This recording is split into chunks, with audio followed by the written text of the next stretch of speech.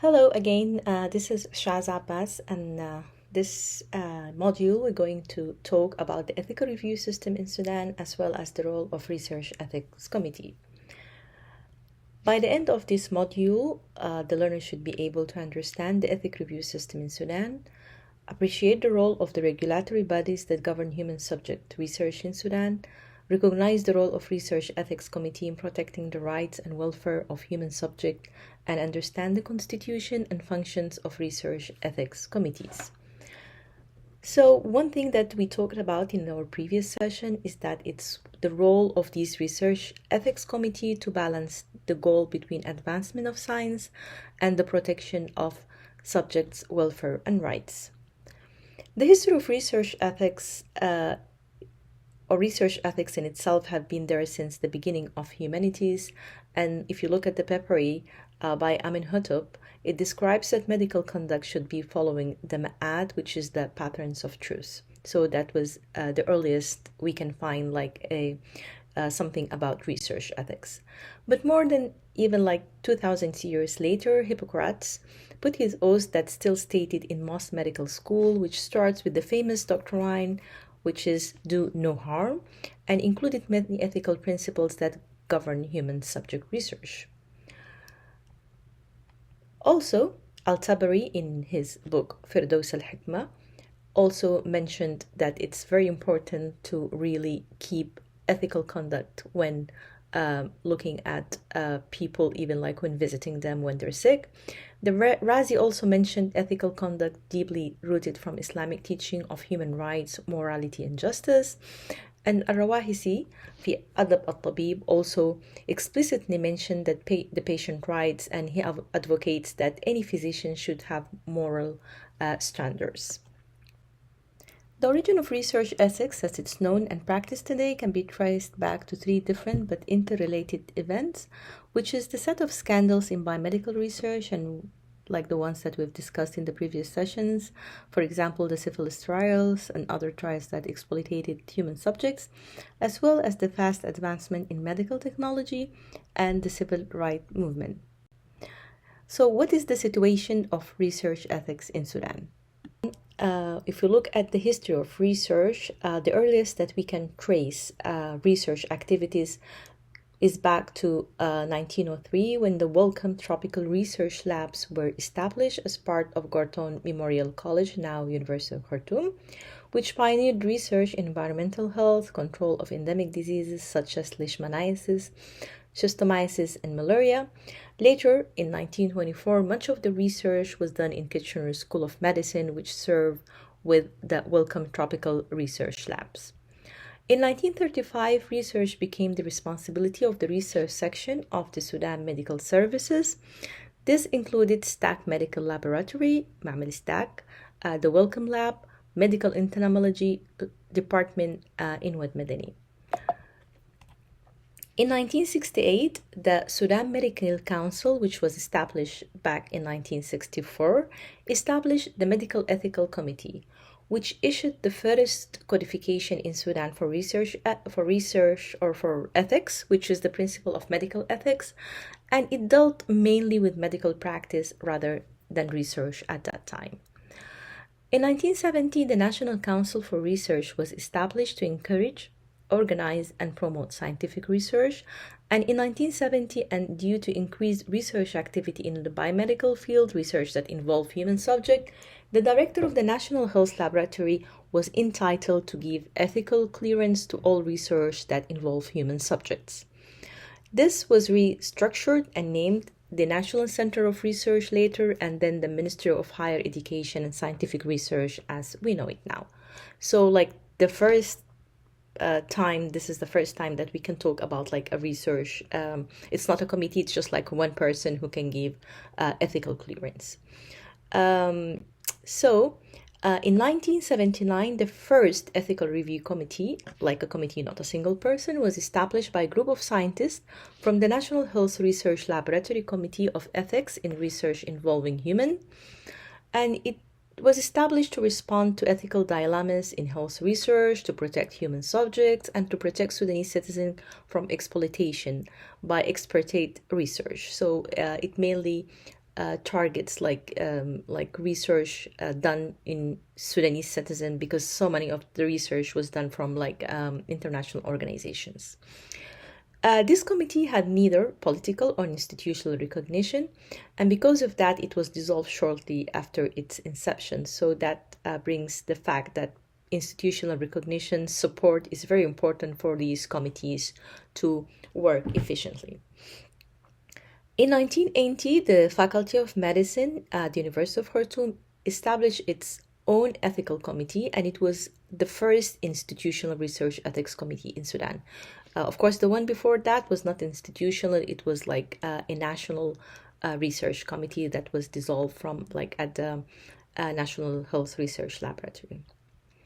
So in 1998, almost 18 years after the establishment of the first committee, the Undersecretary of the Federal Ministry of Health issued a decree number 60 for forming a committee to review health research ethics. In 2002, the Federal Minister of Health also issued a ministerial decree number 11 for that year for the constitution of a national committee now called the National Health Research Ethics Committee. This national committee, it was not until 2008 that this National Health Research Committee that issued its first guidelines for human subject protection to be followed for all research, not only medical or health research, but for all research that involves human subject. This document was further reviewed and amended in 2017 through a grant from the European countries and European and developing countries clinical trial program, and this is now the latest document, and we will put to you in the website so that you can review it and follow it whenever you are doing human subject research. It followed the science, but it was put in a context that fits the Sudanese context with everything in it, and I think it's a good document that anybody that's doing research involving human subject, not necessarily in health, should follow that. Although it's issued from the Federal Minister of Health, but it has a lot of social studies, psychological studies in it, and so everybody who's doing human subject research should follow this document. So we talked about this National Health Research Ethics Committee, which was formed since in its establishment, and the task for this committee, which is the national committees that's entitled and should protect human subjects in research. Its tasks include formulating guidelines, the guideline that we just saw, and approval of research involving human subjects. And mainly it approves 3 types of research. One of them is health research at the national level. So if you're doing any health research at it's not specifically health research, but if you're doing research that includes human subjects at the national level, and by that we mean research that involve more than one state, then your research should be reviewed by the National Research Ethics Committee.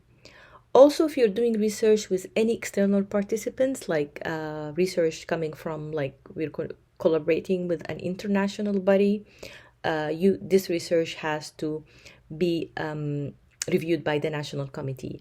And the latest science and regulations that came this year, it also states that all research that is done in developing countries should be reviewed by a committee, a research or ethical committee in the developing country. It's not enough that it's been reviewed by the committee in the foreign country where it's been generated. If it's being done in the developing countries, then this research has to be reviewed by a ethical committee in a developing country. So any research that has foreign participation, international collaboration, it should be reviewed by the National Research Ethics Committee at the Federal Ministry of Health. Also, any experimental research on humans, and here we mean like any clinical trials.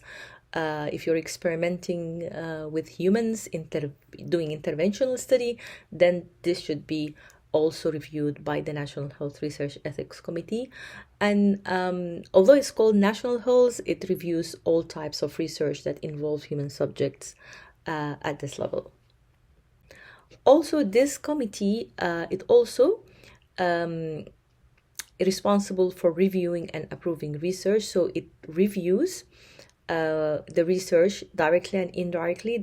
How that is done is that some of the research, like the three types of research that we just mentioned, which the National Committee reviews, it reviews them directly, but it's also responsible for reviewing all research that is reviewed by institutional and state research ethics committee, and we'll come to discuss that in a few moments. Also, its responsibility, its planning in the conduct and reporting of research. Also, it reviews the aspects of informed consent process, the risk-benefit ratio before it starts, through, and after completion of the study. It's responsible for producing annual reports and reviewing annual reports from all its other committees, the final reports and site visits, and it's also responsible for reviewing and approval of compliance with all regulatory requirements and guidelines. In 2007, since its establishment and until 2007, almost all research involving human subject was reviewed by the National Committee.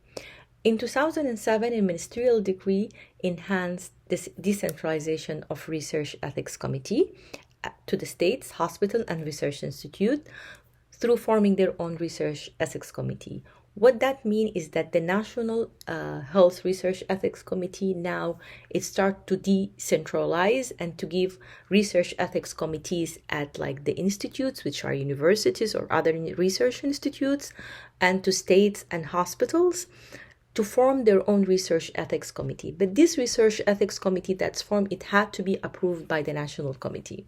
So now, after 2007, we have institutional and state research ethics committees, which are under the National Health Research Ethics Committee. So if you saw the organogram of the ethics committee, we have the Federal Minister of Health, we have this National Health Research Ethics Committee. Under it, we have the state and the institutional research ethics committees. So after the establishment of these state and institutional ethical committees, the National Health Research Ethics Committee delegated the powers to these institutional and state research ethics committee to start reviewing research. They follow the same guidelines as the National Health Research Ethics Committee follow, which we will be sharing with you, the same guideline that was reviewed and renewed in 2017. The state ministries of health and the head of research institution were giving the option to constitute research ethics committees in their states, as well as in educational institutes and research institutes. State and research institution research ethics committee also should be approved, as we said, by the National Health Research Ethics Committee. So what type of research could these states and institutional ethics committee review? They can review research, all type of research, except for three types of research that has still to go to the National Committee, which are the experimental research, intervention research on human subject, like clinical trials, research linked to external bodies. As we said, if you have international collaboration, then it has to go to the National Committee, and because it has extra measure of protection, and interstate research, which is research that involve more than one state in Sudan. So the State and Institutional Research Ethics Committee, they have to provide the National Committee with biannual reports.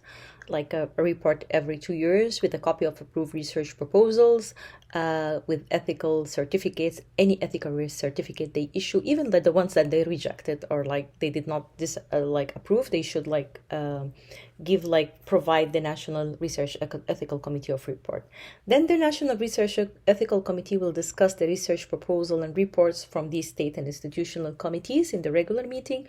And sometimes if they think they might need to send the committees some notes regarding their performance, they do so in an effort to improve the performance for these committees. In 2005, the National Medicine and Poisons Board was established as the main body that governed clinical trials in humans and animals.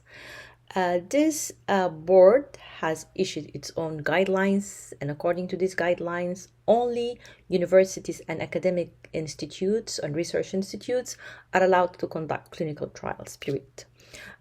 In 2009, and in the government of Sudan constitution, a law was issued that dictated that all medicinal trials should be reviewed by the National Medicine and Poisons Board.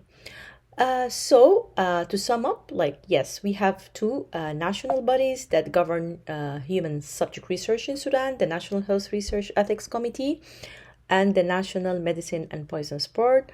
Both of them, they have their own regulatory guidelines, but to sum up who does what, the National Research Ethical Committee, according to its regulation, is to give ethical clearance to all proposals or projects that deal with national level research, or research in more than one state.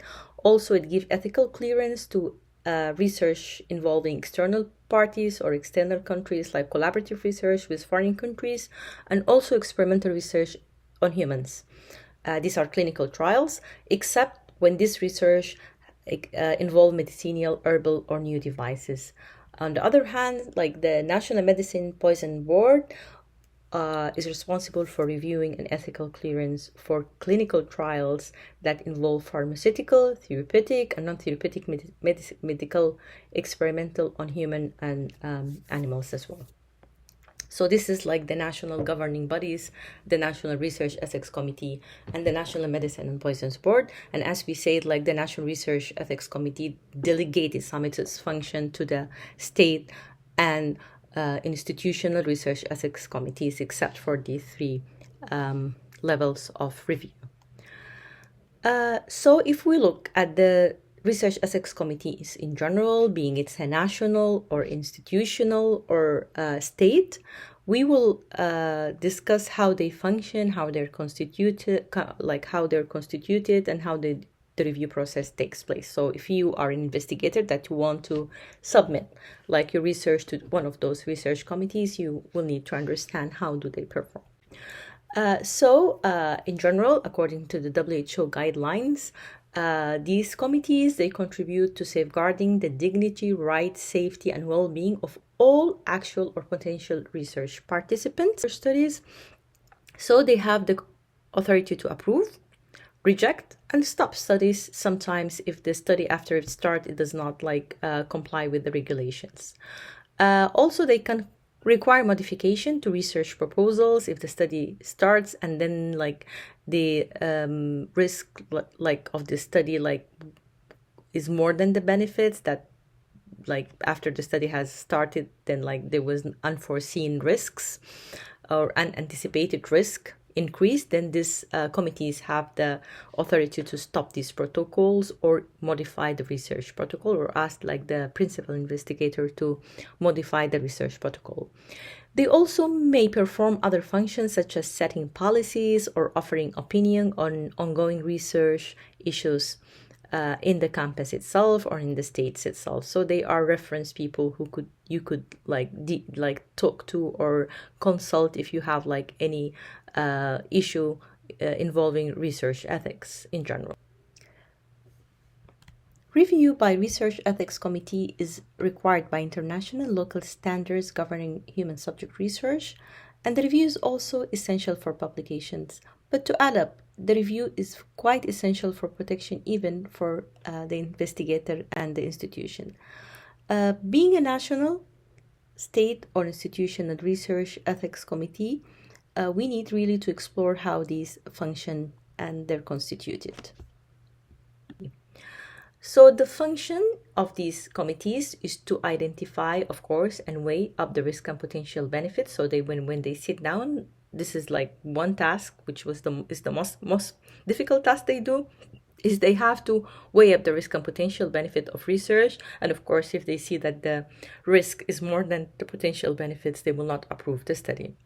They also evaluate the informed consent process and the material. So you have to provide them with all the printed document that you're going to give to the subjects that you're going to be recruiting to research. If you have a data collection tool like surveys, questionnaires, then you have also to provide this to the research ethics committee so that they have like to review that to see like there if any risks involved in that, and to ensure that the informed consent process is really, as we stated, and of course we'll have a whole session about informed consent process, but to make sure that the informed consent process is really good enough to inform the research subject about the research and to ensure that they understand the risks and benefits of the research and like how their involvement would like put them in risk or like have any potential benefits or not for them for this research, and also to assess the recruitment of research subject. Also, it's very important with the recruitment to see if you're putting any incentives that will be given to the participant, if it's like an appropriate incentive or not, because this research ethics committee, they usually protect like this human subject from something we call undue inducement. You don't like giving them so much money that they do not like see the risks of research, or also they also protect this subject from exploitation. So also they ensure that the participants' privacy is protected and the data confidentiality is also protected for the research participants.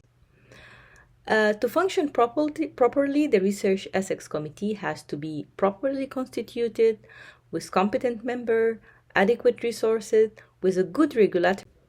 Regarding the composition of the Research Ethics Committee, the Research Ethics Committee must have at least 5 members, usually between 6 to 8 members, but not less than 5, to ensure the dynamic of the committee and also to ensure that the decisions are made intelligently.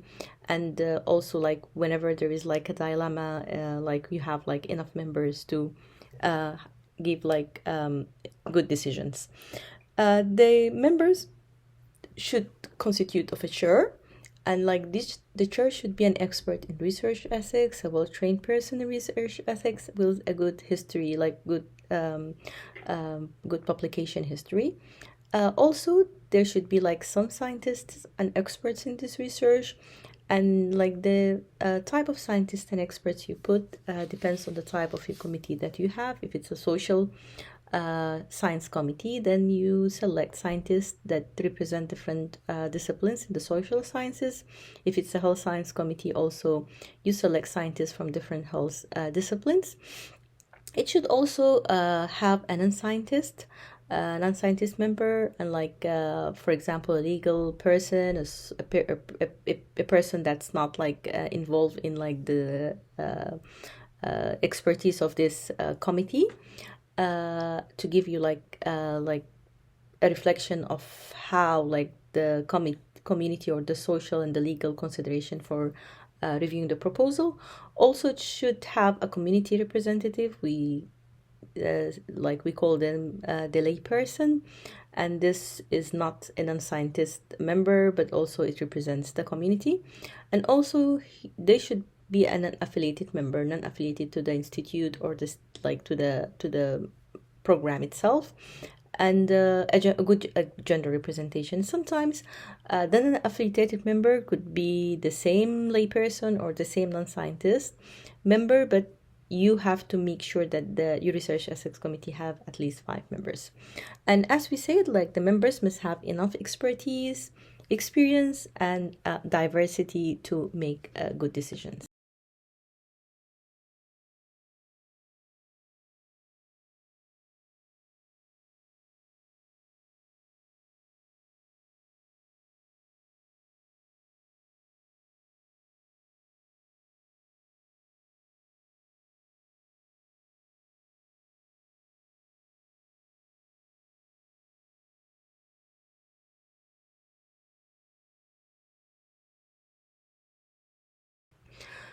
And as we said, like regarding like the composition, only the members that are are should vote. If there is like a voting, if they do it like by voting to accept or not, so only the members participating in the review should vote. If you're inviting, sometimes what we do is we invite like an external expert. If like we have a proposal that it's something that's new, nobody in the committee really understands very well about it, sometimes we invite like an expert. This expert sits in the committee, he gives his insight, he puts whatever he puts in the committee, but he's not supposed to vote when votings come. Investigators sometimes could be invited to attend. If the committee has so many questions, they might invite the investigators to come to attend the committee. But when the review starts, when the committee start reviewing it, he should be out, and also he should not attend the vote or the voting, or of course he should not vote. Decision should always be rendered with quorum in attendance. So like a quorum is very important for like the decision to be taken.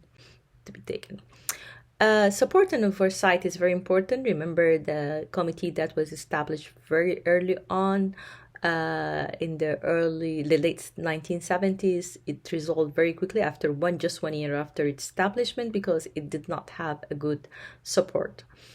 So REX should be supported by establishing body, providing it with adequate staff, facilities, financial resources to allow the committee to carry its responsibilities independently. And this is very important, because without this support, the Research Ethics Committee will not be able to carry its functions.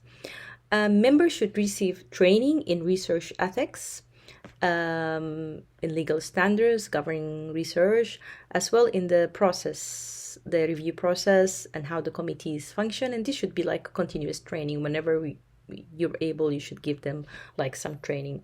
Also, non-scientist members, if you have a layperson that you will be including in your committee, like a community member, you have also to train them, to give them sufficient training to enable them to participate intelligently in the committee discussion. You don't want them like to just sit without understanding what's going on.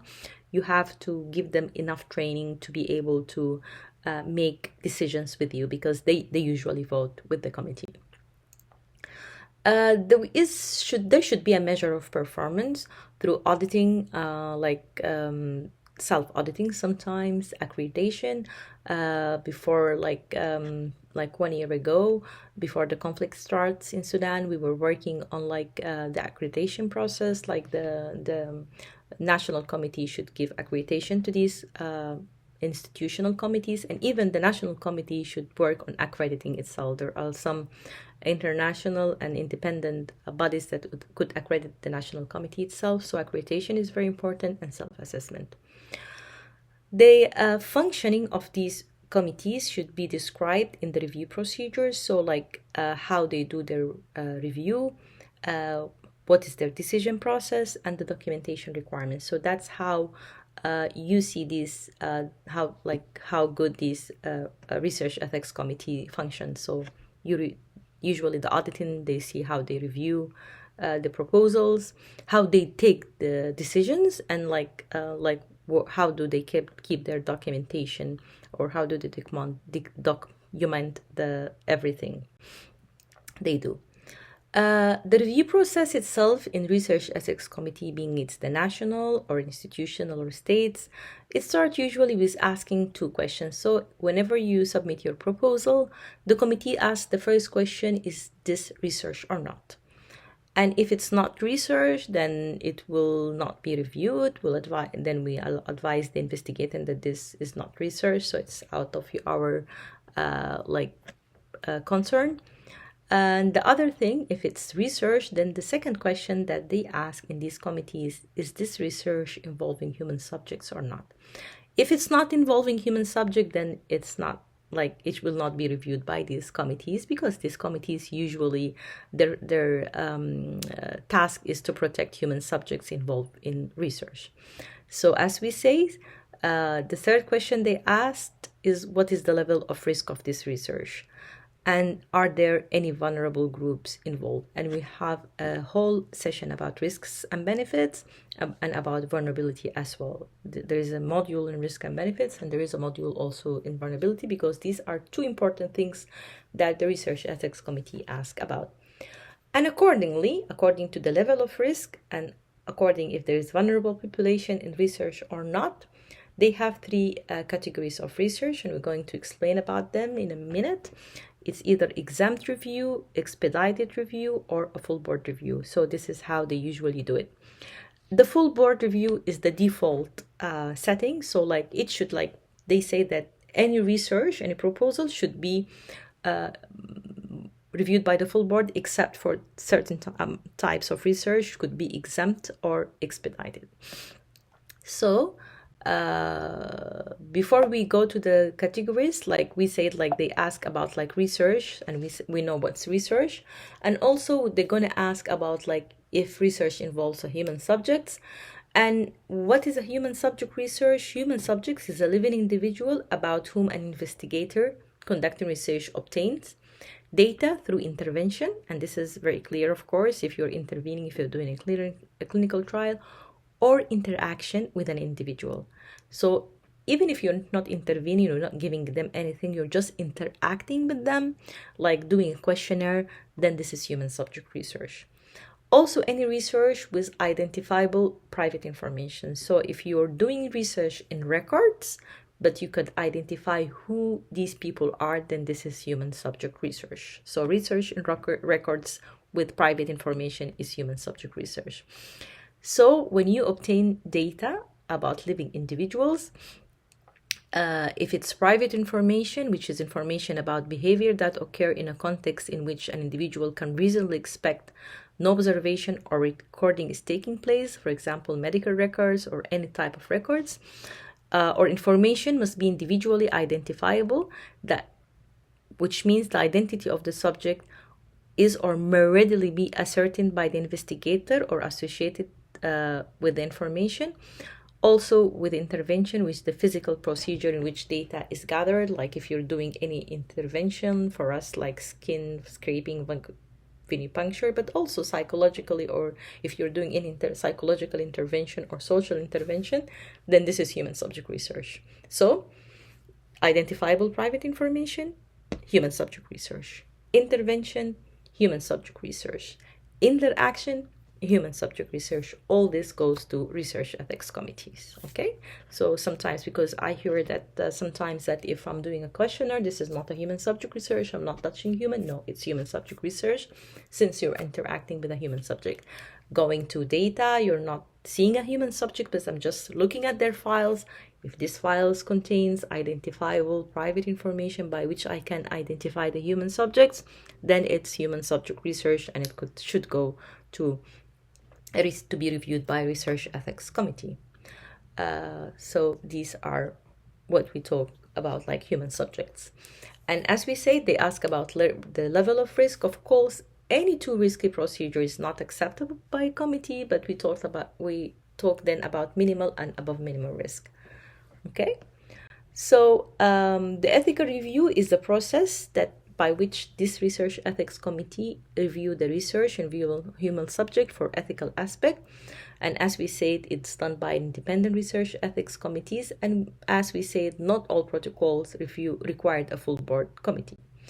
So the first type of review, what we call exempt review, and exempt does not mean that it does not get reviewed. No, it gets reviewed, but it gets reviewed only by the chairperson of the Research Ethics Committee, and this is usually research with less than minimum risk, and this is usually research like with unidentifiable information. So if you're doing any research with like records, but you don't have like data, like identifiable data that you could like identify people from that, then this will be what we call an exempt research, and it should not include any like vulnerable population, like children, people with like mental problems, or they don't have the capacity to make their own decisions.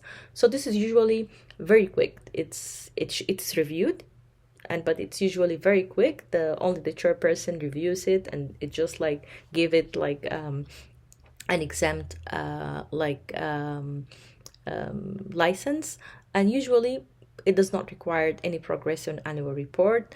They do not ask for anything. They just tell you go do the research, because it's minimal risk research. Does not like it carries minimal risk to the population. The second type is expedite. Usually this type of research, it has like some kind of identifiable information, or sometimes this is like what we call minimal risk research. So it might include interaction, questionnaires, and even clinical, some type of not clinical trial, but clinical research. If you're taking like doing a survey, for example, like regarding depression, like anxiety or things like that, but it includes only minimal risk, and it does not involve any vulnerable groups like no children, no like people with diminished mental capacity, no refugees, nothing like no vulnerable groups. Then it could be reviewed at the expedite level. And in expedite level, it's usually the chairperson or any two people in the committee. Usually they develop something called like a small committee or ad hoc committee, which usually revise this kind of research. So they do the review by this designated member, and they can like exercise all authorities of the research ethics committee except disapprove. They cannot disapprove. If they think that this research should be rejected, they have like to take this research to the full board to tell them like that it has to be rejected, and clarify the why is it rejected. So it's rejected by the whole board, not by the two members. The expedite review is applicable for research activities that involve no more than minimal risk to human subject, no vulnerable population, and also there is no progress or annual report usually required for this kind. The full board review, as we said, it's the default procedure for all research projects, except if they're like minimal risk, like as if it's exempt or expedited.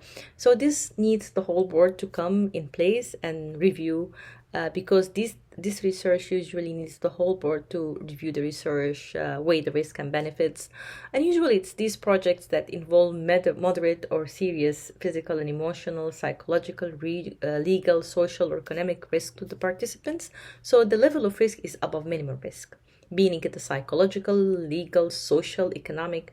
It doesn't have to be only physical risk. And also, if any project that involves vulnerable population, it should be reviewed at the full board level. Involving sensitive question or invasive procedures has to be reviewed by the full board. Possibility of coercion or deception research, all this has to be reviewed by the full board.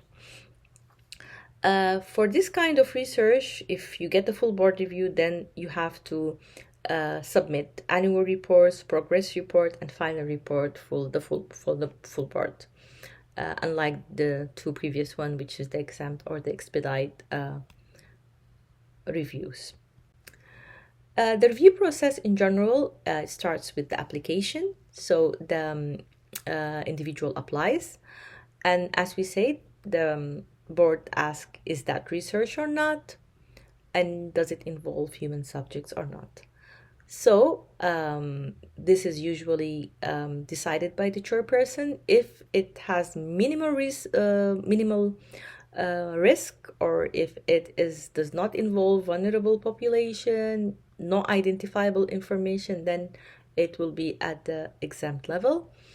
Or if the level of risk also is minimal, no vulnerable population, but it's just like above minimum, risk, and there is some identifiable information, then it will be reviewed at expedited level.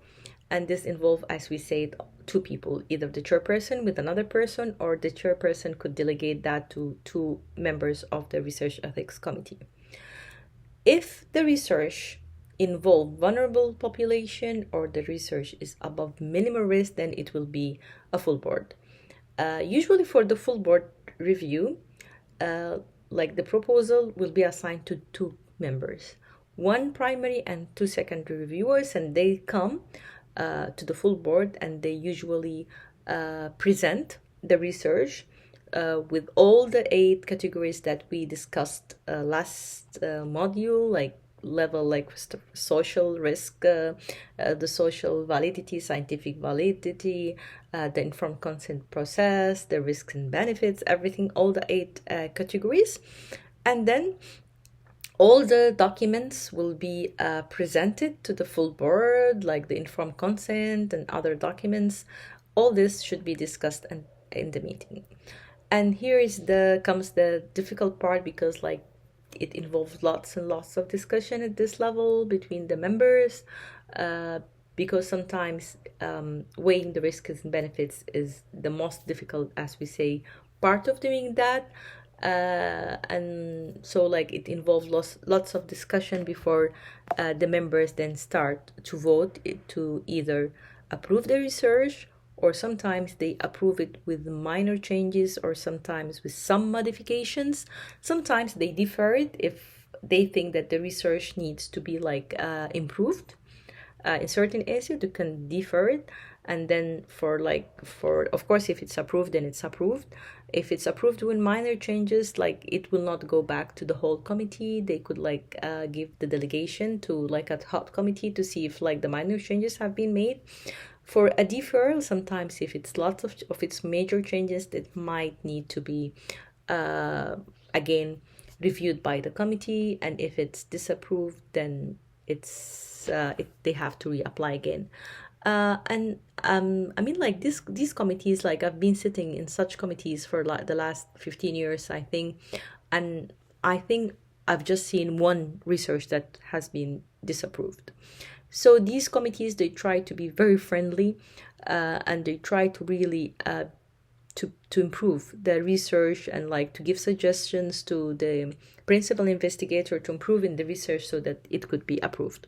Because their job is very difficult. They're at this job of really protecting the human subjects from exploitation, from risks of research. So they try their best to like make the research happen while protecting human subjects.